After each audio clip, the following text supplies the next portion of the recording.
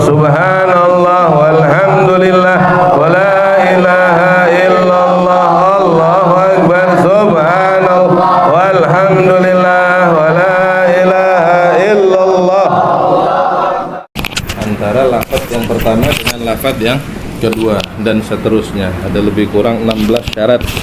16 syarat daripada syurut sah daripada takbiratul ihram. Kemudian masuk di dalam masih bagian daripada syarat juga, tapi di sini syurut al-Fatihah. Syarat dikatakan seseorang membaca al-Fatihahnya sah. Maka kalau tidak sah daripada surah al-Fatihah, tidak sah salatnya. Kalau tidak sah pembacaan surah al-Fatihah, maka tidak sah salat orang tersebut, karena surah al-Fatihah itu adalah bagian daripada rukun salat.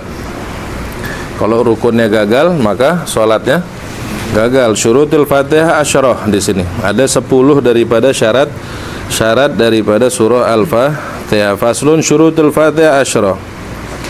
Anna syurutul lati tushtarutu li sihhati Fatihah al-musalli, yang mana katanya syarat tersebut allati tushtarat li sihhatil Fatihah, disyaratkan, yang mana syarat-syarat daripada surah al-Fatihah tersebut menjadi sababiyah surah al-Fatihah tersebut sah. Maka dengan tidak adanya syarat tersebut, surah al-Fatihah bisa dikatakan tidak sah.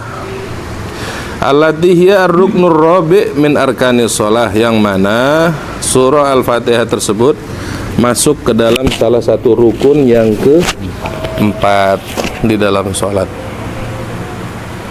Min arkanis shalah asyaratun idza khalla biwahidin minha lam tasih Fatihatu. Apabila kata sahibul kitab, apabila katanya khalla biwahidatin, kurang daripada satu daripada yang 10, kurang daripada satu syurutnya dari 10 tersebut, maka Fatihah orang tersebut tidak sah. Wa baqiya min syurutiha isnani lam yuzkaruhumal muallif. Di sini sebenarnya kalau dibilang total semua berarti melebihi daripada 10 syarat daripada surah al-Fatihah, tapi untuk sahibul kitab Safinatun Najah menerangkan bahwasannya syurut daripada Fatihah 10.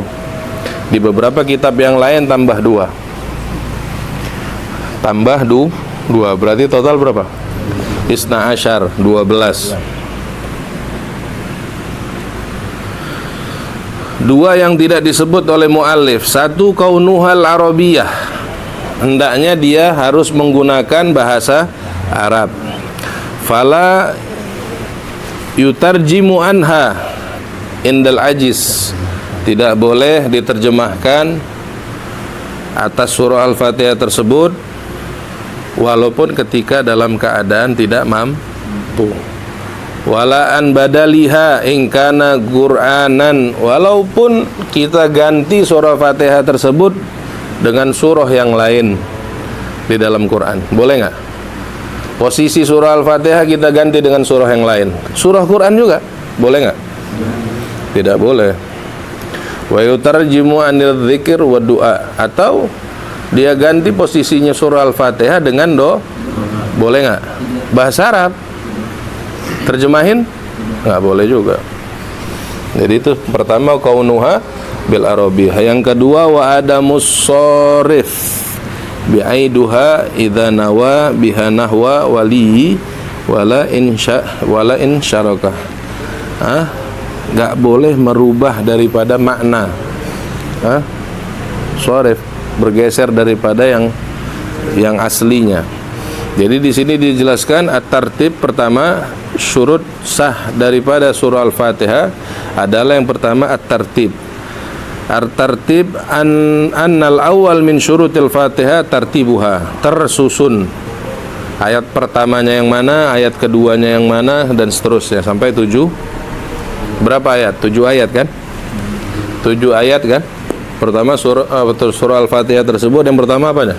Bismillahirrahmanirrahim. Terhitung 1 itu adalah ayat pertama dari surah Al-Fatihah, itu adalah basmalah, masuk masuk di dalam hitungan ayat pertama. At-tartib Kemudian bi an ya'tiyal musalliya biha 'ala nidhamil ma'luf falau qaddama ayah fa in ghayyara al ma'na aw abtalahu batalat salatuhu in alima wa ta'ammad wa ila faghara'atuhu fagat. Di sini katanya harus tersusun, nggak boleh terbalik walaupun maknanya nyambung. Bismillahirrahmanirrahim. Atau di mana posisi yang mungkin makna nyambung? Alhamdulillahirabbil alamin. Ada beberapa ayat di dalam surah Al-Fatihah kalau misalnya dia terbalik, kita fahamkan. Kalau dia terbalik ayatnya, dia bisa nyambung berkesinambungannya walaupun posisi dia sebenarnya ayat ketiga. Ayat kedua dimundurkan. Walaupun dia nyambung maknanya, tidak dikatakan sah dalam pembacaan surah Al-Fatihah di dalam sholat. Walaupun antum pindahkan ayat keempat ke posisi kedua, kalau didengar dengan orang lughah, dia nyambung bahwasannya, mengatakan bahwasannya surah Al-Fatihah tersebut nyambung pembacaannya, itu dikatakan tidak sah. Syarat daripada surah Al-Fatihah mau dikatakan sah pembacaannya di dalam sholat, dia harus tertartib, dia harus tersusun, mana ayat pertama, mana ayat kedua, dan seterusnya, nggak boleh dirubah. Yang kedua al-mualah. Yang kedua di sini al-mualah. Mualah di sini adalah kesinambungan. Al-mualah bainal kalimati baina kalimatiha bi an la yafsila baina syai'in minha wa ma ba'dahu bi fasilil. Tidak boleh memisahkan antara ayat yang pertama dengan ayat yang kedua dengan apapun bentuk fasil, dengan apapun bentuk keadaan. Bismillah dengan hamdalah, alhamdulillahirabbil alamin, bismillahirrahmanirrahim. Enggak boleh ada fasil. Fasil di sini ada pemisah, baik dengan diamnya, baik dengan menyela-nyelakan dengan surah ataupun dengan ayat ataupun dengan doa dan apapun sebagainya. Kalau dipisahkan antara ayat satu dengan ayat kedua, maka dikatakan bagian daripada tidak mensahkan tartib atau mualahnya surah Al-Fatihah. Apabila antara ayat pertama dengan ayat yang kedua difasilkan, adanya fasil, terjadinya adanya pemisah, maka surah Al-Fatihah tersebut tidak sah. Seperti apa? Ya diam, atau doa, atau apa lagi, nida, atau isyarah dan bla bla bla, semua segala macam dimasukkan antara ayat pertama dengan ayat yang kedua, maka surah Al-Fatihah orang tersebut dikatakan tidak sah. Yang ketiga mura'atu hurufiha. Di sini ra'ayatun hurufiha, hendaknya memperhatikan semua makhrajul huruf daripada surah Al-Fatihah. Makanya sebagian mereka di zamannya untuk bab urusan surah Al-Fatihah ini, karena nggak ada ayat Quran, ada nggak ayat yang lain bagian daripada rukun di dalam sholat? Ada ayat yang lain bagian daripada rukun di dalam sholat? Cuman surah Al-Fatihah. Maka surah Al-Fatihah ini adab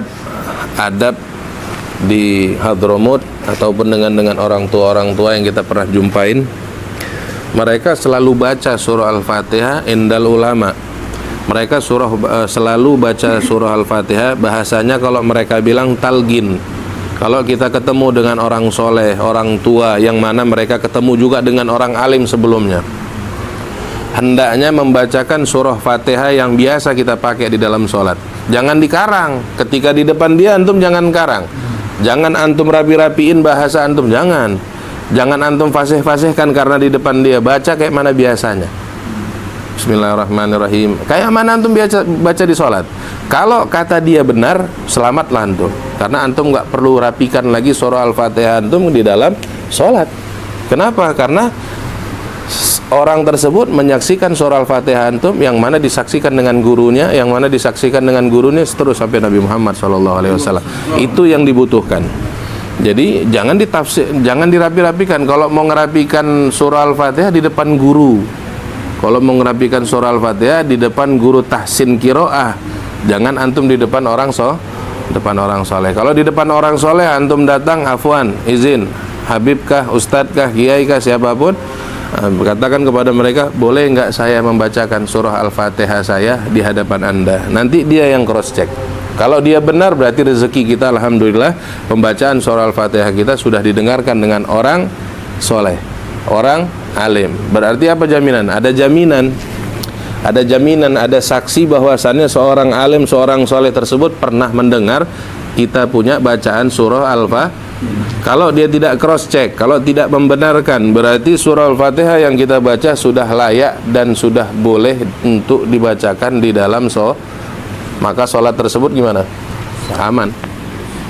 Karena yang paling penting surah Al-Fatihah. Makanya adabnya dulu di Hadramut ataupun dimanapun belahan bumi yang lain, ketika ada orang soleh dan orang alim datang ke kita ketemu lah misalnya, bacakan, izin baca surah Al-Fatihah. Biasanya dikatakan apa? Seperti talqin tahlil la ilaha illallah, kalimat tauhid kan, terhadap mereka, ataupun syahadatnya kita di hadapan mereka. Tujuannya untuk apa? Ada musyahadah dari kalangan dari umat Nabi Muhammad SAW yang menyaksikan surah Al-Fatihah kita, yang menyaksikan syahadat kita, yang menyaksikan talqin. Penting nggak? Penting. Kecuali kita mau mengerapikan, lain bab. Kalau kita mau merapikan sama guru ngaji. Nah, mudah-mudahan bisa difahami. Jadi ada kesempatan, kapan waktu ada tamu datang, insya Allah dari belahan mana kek, silaturahmi ke kota Medan, izin, afwan, kalau dengan ringan waktunya diberikan saya kesempatan untuk boleh membacakan surah Al-Fatihah. Terlebih lagi tamunya tersebut adalah orang yang syiban, orang yang tua, orang yang alim, orang yang soleh. Itu sangat penting Fatihahnya kita, talqin kita, syahadat kita didengarkan sama mereka. Tujuannya untuk menjadi saksi di dunia. Begitu juga insya Allah Allah jadikan beliau saksi di akhirat. Penting nggak itu? Penting. Makanya ada beberapa amalan-amalan seperti itu mungkin di kita tak terbiasa, tapi indal Arab terbiasa. Tapi begitu masuk dia ke Indonesia nggak menjadi hal yang terbiasa. Makanya mesti dibiasakan. Biasanya mereka senang kalau misalnya dijadikan seperti itu. Mudah-mudahan ada kesempatan waktu kita bisa mentalgin, membaca Fatihah dan bersyahadat di hadapan orang-orang alim pilihan Allah Subhanahu wa taala. Amin ya rabbal alamin. Jadi di sini katanya poin yang ketiga, syarat daripada sahnya surah Al-Fatihah adalah mura'ah hurufiha. Mesti kita perhatikan hurufnya dari satu persatu, nggak boleh ada yang kecolongan, nggak boleh keluar daripada huruf-huruf tersebut. Falau asqata minha hurufan walau hamzatan qata. Katanya walaupun ada terubah hamzah saja salah, terputus namanya itu surah Al-Fatihah tersebut. Ka hamzati an'amta wajib i'adatul kalimat. Apa? Salah baca kita. Apa yang kita baca? An-am-ta. Kita baca gimana? Anta. Alif jadi ain. Terbiasaan kita begitu kan? Posisi hamzah dengan ain beda tipis, tapi peletakannya sangat beda. Cuman karena kita lidah bukan orang Arab, hamzah jadi ain jadi hamzah. Apa kata Sohibul Kitab? Kalau ada kahamzati an'amta wajaba i'adatul kalimat, wajib orang tersebut yang baca surah Al-Fatihah ulang kalimat tersebut sampai benar. Kalau enggak sah sholatnya. Jadi jangan bingung ketika ada seorang imam dia baca ayat 2 kali, misalnya salah satu ayat daripada surah Al-Fatihah. Boleh nggak? Nggak apa-apa. Dia mentafsir, dia merapikan bacaan sholat dia supaya tidak gugur di dalam sholat tersebut bacaannya. Karena kalau gugur bacaannya maka sholat orang tersebut tidak. Maka di sini apa katanya diwajibkan atas orang tersebut? Wajabat i'adatul kalimah allati huwa minha wa ma ba'daha. Sebelumnya dan sesudahnya dirubah. Jadi wajib muraiha, melihat memperhatikan huruf-hurufnya. Berarti kita baca sambil tadabbur itu. Bismillahirrahmanirrahim. Mesti perhatikan. Makanya dibilang katanya oleh Habib Ahmad bin Zain, tolong hadir di dalam sholat walaupun tidak mampu untuk khusyuk, tolong hadir di dalam sholat. Hadir itu diamnya anggota tubuh dan perhatikan bacaan. Kata Habib Ahmad bin Zain, kalau tak mampu khusyuk itu apa? Diamnya anggota badan dan hadirnya hati. Mampu di dalam sholat hadir hati. Mampu. Dalam sholat kita hadir hati. Makanya kata Habib Ahmad, okelah masuk ke fase yang berikutnya, diam anggota badan dan tolong perhatikan bacaan-bacaan tersebut. Malam yutil faslan, apabila itu tidak terjadi pemanjangan di dalam sholat. Au yarka illa batalat sholatuhu, kalau dia tidak ulang maka dikatakan batal sholatnya. Kenapa? Tidak sempurna pembacaan surah Al-Fatihah di dalam sholat. Maka apa yang terjadi dalam sholatnya? Batal. Dia nggak sah Fatihahnya. Syarat daripada Fatihahnya tidak sempurna, maka sholat tersebut tidak sempurna. Kalau sholat tidak sempurna, batal. Apa arti daripada batil? Batil itu salah, iya kan? Kalau kita bilang batal, maksudnya bahasa Indonesia itu batal itu apa? Maksudnya sholatnya tidak sah.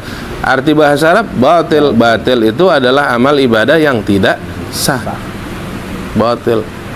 Kalau yang sahih apa? Sahih. Berarti dalam keadaan makbul, sholatnya rapi, syaratnya lengkap, maka sholat tersebut sah. Lawan katanya apa? Batal. Yang keempat, mura'atun tasydidatiha. Ini yang agak lebih sulit lagi daripada yang awal. Seseorang diminta syarat sah daripada surah Al-Fatihah, memperhatikan tasydid di dalam surah Al-Fatihah. Bismil, itu tasydid. Tasydidnya mesti diperhatikan, karena per satu tasydid menjadikan satu huruf menjadi dua. Mura'atu tasydidatiha. Di sini al-ma'na ar-rabi' min syurutil Fatihah an yura'iyal musalliya tasydidatiha, harus memperhatikan tasydid yang ada di dalam surah Al-Fatihah, bi an la yukhaffifu musyaddada, dengan dia tidak merendahkan bunyi daripada tidak mengkhafifkan, justru dia mensagilkan, memberatkan daripada pembacaan. Amalau syaddada mukhaffafan fala tabtul salatun wala qira'atu illa in ghairal ma'na, fa tabtul qira'atul mutlaqan wa salatu in alima wa ta'ammada. Apabila dia sengaja merubah dari bacaan tasdidnya menjadi tidak tasdid, maka batal Fatihahnya. Berapa jumlahnya? 114 apa ya kalau nggak salah ya? Betul. Tasdidnya coba hitung nanti satu-satu. Bismillahirrahmanirrahim. Alhamdulillahi rabbil alamin. Arrahmanirrahim. Itu tasdid tuh, harus hidup itunya. Jadi jangan kira baca begitu aja. Mudah-mudahan selamatlah kita Fatihah kita ya kan. Maliki yaumiddin, iyyaka na'budu wa iyyaka nasta'in, ihdinas siratal mustaqim. Itu tasdidnya. Benar nggak begitu? Apa selama ini kita lancar aja begitu tanpa memperhatikan tasdid dan huruf? Berarti bisa dikatakan ragu-ragu lah kita punya sholat. Wallahu alam. Perhatikan itu, diulang-ulang supaya selamat Fatihah, selamat sholat. Karena kalau tak dirubah, tak difokuskan, ya udah sisa waktu ini dalam keadaan buruk. Harusnya begitu dengar, begitu tahu, coba pelan-pelan. Makanya jumpai beberapa orang-orang yang bisa mendengarkan surah Fatihah kita, tujuannya untuk mentasheh bacaan kita udah boleh belum, udah masuk belum dalam kriteria sah. Itu penting. Yang kelima, an layaskut saktatan tawilatan, hendaknya tidak boleh berhenti antara surah pertama dengan surah kedua, saktatan tawilah, pemberhentian yang panjang. Wala qasiratan, enggak boleh juga pendek. Yaksidu biha qatul qiraah, kalau dia memutuskan, kalau dia menghentikan antara surah pertama dengan surah kedua dengan saktah, putusan yang panjang tanpa niat apapun, batal, tidak sah. Ulang lagi. Wala qasiratan, enggak boleh juga saktah yang pendek tapi niat putusin qiraah. Jadi dua-dua itu tidak boleh dikerjakan atau terjadi di dalam pembacaan surah Al-Fatihah. Yang keenam, qiraatu kulli ayatiha wa minhal basmalah, dan syarat daripada sah surah Al-Fatihah yang bagian daripada yang ke-10, qiraati kulliha ayat, dan harus membaca keseluruhan daripada ayat di dalam surah Al-Fatihah. Wa minhal basmalah di sini ditekankan karena sahibul kitab ala mazhab Asy-Syafi'i, surah pertama, surah basmalah itu terhitung satu. Khilaf pendapat atau khilaf di beberapa mazhab yang lain. Jadi bismillah itu ayat pertama di dalam surah Al-Fatihah. Wa minhal basmalah katanya ditekankan. Begitu juga surah pertama itu adalah kalimat basmalah, bismillahirrahmanirrahim. Yang ketujuh, adamul lahan mukhilli bil makna, dan tidak boleh terjadi di dalam pembacaan surah Al-Fatihah yang mana pembacaan tersebut merubah daripada makna Fatihah. Apa contohnya kira-kira? An'amta dirubah an'amta, berubah an'amta. Itu hati-hati. Adamul lahan mukhilli bil makna, yang mana terjadi di dalam pembacaan surah Al-Fatihah merubah dari arti semestinya. Tidak boleh terjadi hal tersebut. Mustaqim menjadi mustaqin, nun belakangnya bukan mim. Mustaqim, mustaqin, itu udah berubah. Nggak boleh ya. Kadang-kadang ya itulah bahasa, mudah-mudahan makanya sering-sering pakai siwak. Katanya pakai siwak itu salah satu obat untuk dijadikan lahjanya supaya Arabi. Digosok 3 kali ke lidah. Sunnahnya itu kan kayak angka 8 di gigi, kemudian 3 kali digores di lidah, 3 kali digores di langit, dengan harapan bisa lahjanya seperti Rasulullah SAW. Ya kan? Kenapa sunnah Nabi Muhammad SAW? Kita pakai siwak ngikutin Nabi Muhammad. Bukan sedikit tujuan orang siwak untuk gampangin lahja, untuk gampangin baca Quran. Itu tujuannya siwak penting,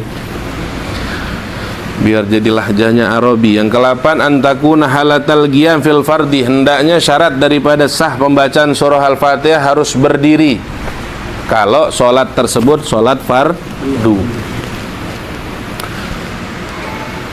Maka kalau dia dalam keadaan duduk mungkin nggak sah berarti. Iya, susunan. Kalau sholat fardu harus berdiri kan. Sama kayak takbiratul ihram, syaratnya harus berdiri. Kalau dia takbir mau masuk untuk sholat tapi dalam keadaan duduk, Allahu Akbar, sah nggak sholatnya? Enggak, untuk sholat isya nanti. Tapi dia masih dalam kondisi nggak sah. Harus dia berdiri tegak lurus dulu, baru Allahu Akbarnya terhitung takbiratul ihram. Sama begitu juga dengan pembacaan surah Al-Fatihahnya terhitung sah. Tapi kalau dia dalam keadaan duduk, maka pembacaan Fatihah tersebut tidak sah di dalam fardu. Beda dengan sunnah, Fatihahnya dalam keadaan duduk dikatakan sah. Yang 9, an yasma'a nafsaul qira'atah. Nah, dari ayat pertama sampai ayat ke-7 di dalam kitab ini menjelaskan hendak orang tersebut yang membacakan wajib telinganya mendengar semua huruf, semua harokat yang ada di dalam surah Al-Fatihah. Wajib yasma' nafsahu. Wajib pembacaan surah Al-Fatihah kita di dalam sholat. Wajib diri kita mendengarkan keseluruhan daripada pembacaan surah Al-Fatihah. Koreksilah selama ini. Walaupun bisik-bisik, bismillahirrahmanirrahim, bismillahirrahmanirrahim. Dengar nggak dirinya? Dengar, walaupun bisik-bisik. Usahakan dirinya sendiri seminim-minimnya mendengarkan itu. Yang ke-10, an la yatakhallala dzikran ajnabiyya. Tidak boleh ajnabiyun. La yatakhallala dzikran ajnabi. Tidak boleh menyela-nyalakan pembacaan surah Al-Fatihah dengan zikir ajnabi yang lain. Subhanallah, tiba-tiba dia masukkan di antara surah pertama dengan surah kedua.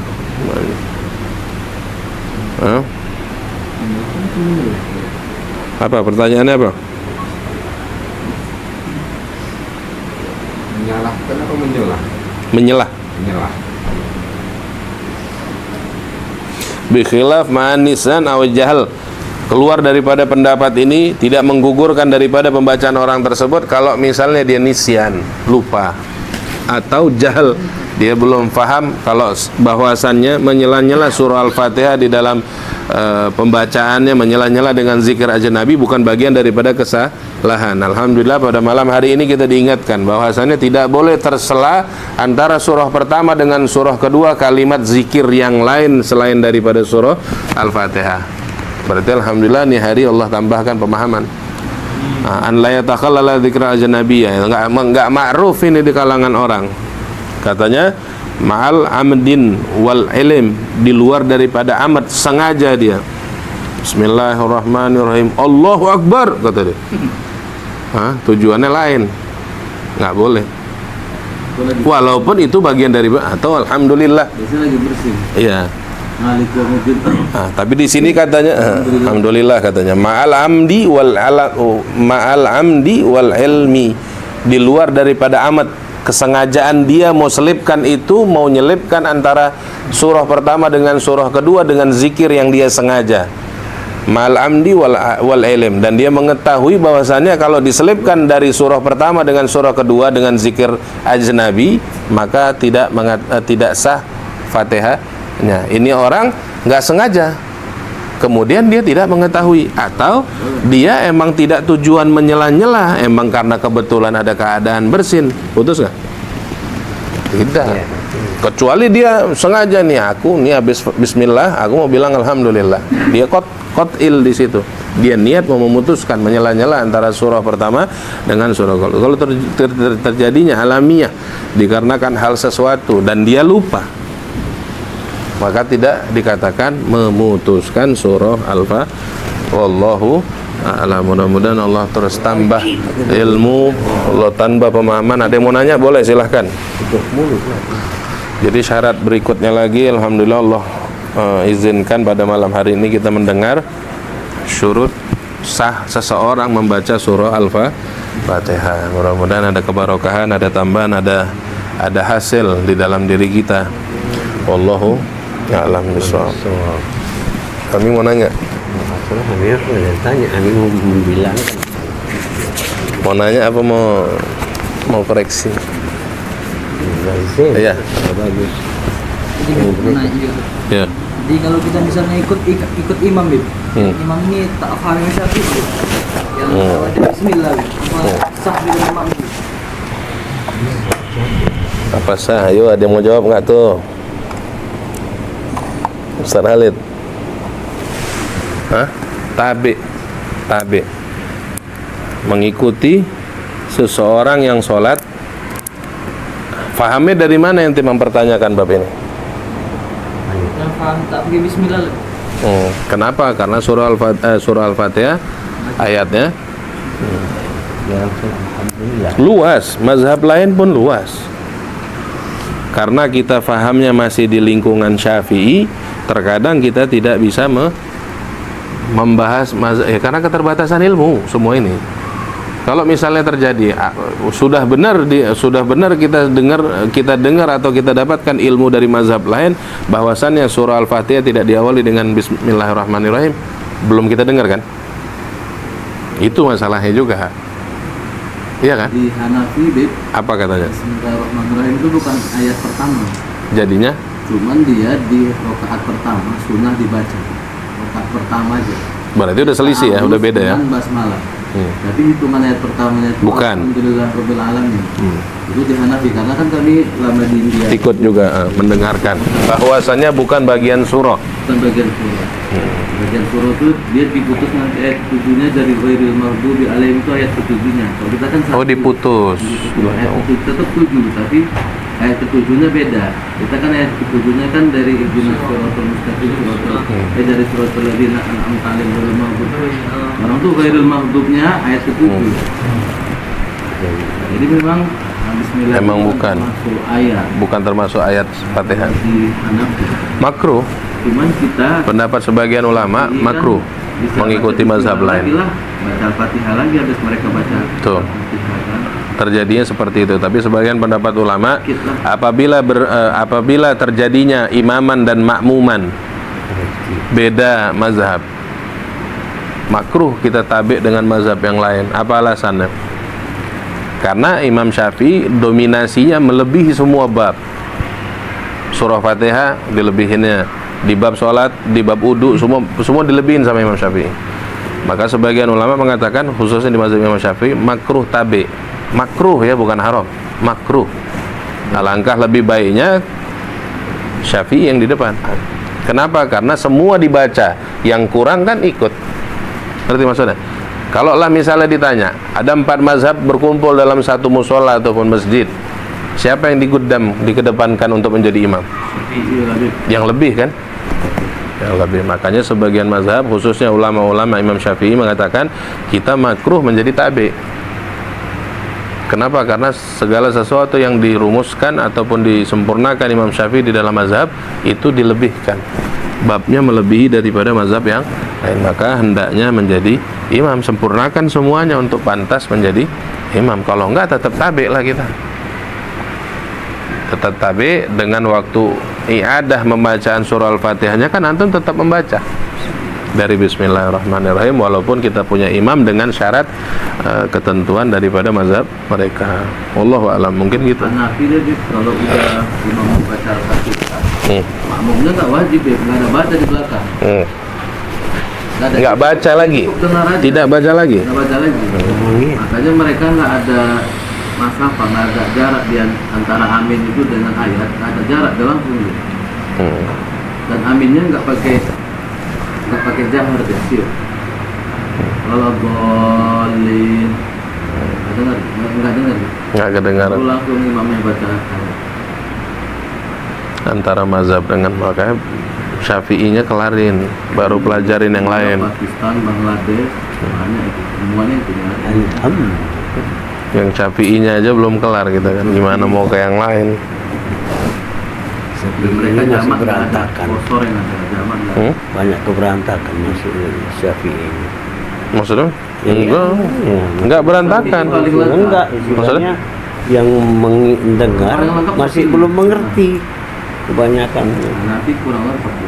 Enggak, bukan masalah berantakan di Imam Syafi'inya. Imam Syafi'i udah sempurna. Jadi udah lengkap. Kalau misalnya dikatakan permasalahan ini emang himmahnya saja zaman kita sekarang udah turun. Himmahnya kita, himmah seseorang penuntut ilmu di zaman sekarang ini bukan kayak zaman awal. Himmah atau himmah, semangat untuk mengambil semua ilmu udah enggak. Jadi udah enggak di titik itu lagi. Himmah itu udah berkurang. Nah, kalau orang-orang awal dulu itu mungkin dia emang benar-benar malam tuh nggak tidur. Jadi kalau misalnya terjadi katanya kayak begini, ini nggak ada atapnya, dia duduk sengaja di tengah-tengah sini untuk memaksa supaya dia tidak tidur. Antara dua, tidur jatuh. Itu himmah mereka sampai di titik itu. Orang dulu, Habib Muhammad Al-Haddar, dia nggak buka kasur sampai 4 tahun pulang dari Rubat. Kasurnya datang masih keikat, pulang dibawa lagi Muhammad Haddar. Jadi datang ke pondok itu bukan untuk tidur, datang ke pondok saya untuk taklim. Jadi kasurnya dibiarin aja berikat sampai dia pulang. Nggak lihat surat masuk dari keluarga. Himmah mereka kenceng. Kalau kita sekarang sih itu yang harus diratapi lah, kemana himmah itu pergi. Apa fashion? Kita fashion saja, kita hanya ditabi bahasanya, senang mengikuti ini, wah fashionnya seperti ini, udah kita masih di bab itu, nggak merasuk sampai ke dalam. Kalau mereka mengcross check itu semua ilmu-ilmu yang dibawa dengan guru-guru itu semua, wah jauh lah zaman, jauh. Mereka katanya mengulang satu kali pelajaran bisa 25 sampai 35 kali ulang.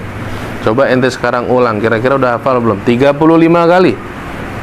Sebagian mereka juga katanya mengganti imamanya sampai belasan kali, terbakar, kena lilin. Saking ngantuk, kebakar, diganti lagi, dia ganti lagi. Berulang-ulang. Himmah lah orang dulu jauh daripada kita sekarang. Wallahu a'lam bishawab. Ya mudah-mudahan Allah kasih kembali semua kebarokan-kebarokan yang pernah turun di zaman itu.